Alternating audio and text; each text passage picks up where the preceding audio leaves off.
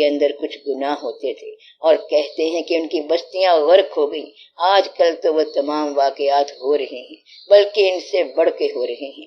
آج کل بچے ماں باپ سمیت مل کر گناہ کی تصویریں دیکھتے ہیں، اور آپ نے اس VCR کا نام خاندانی یا سماجی ضرورت رکھا ہوا ہے۔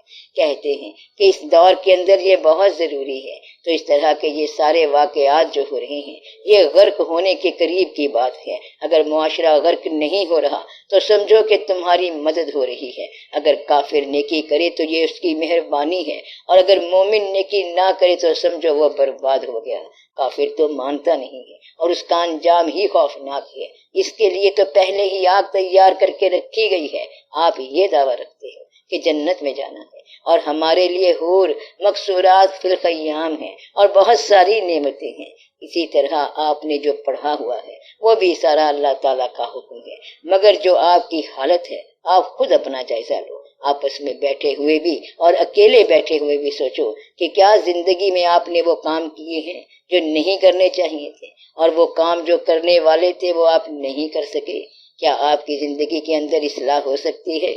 کیا آپ کی زندگی سے کچھ باتیں نکالنے والی نہیں ہیں کیونکہ آپ اللہ کے روبرو جا رہے ہیں؟ کیا آپ کی زندگی میں کچھ نئی باتیں داخل کرنے والی نہیں ہیں کیونکہ آپ اللہ کے سامنے جا رہے ہو؟ اب اس سے پہلے کہ آپ اللہ سے کچھ تقاضا کرو، یہ بھی دیکھو کہ اس کا آپ پر کیا تقاضا ہے اور کیا حکم ہے، آپ اس کو پورا کرنے کی کوشش کرو۔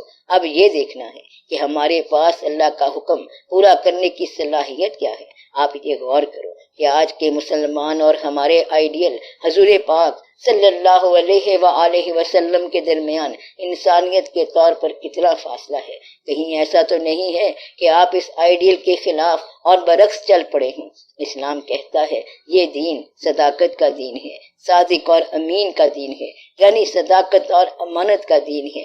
کیا اس دین کا دعویٰ کرنے والا آج کا انسان صداقت میں داخل ہے؟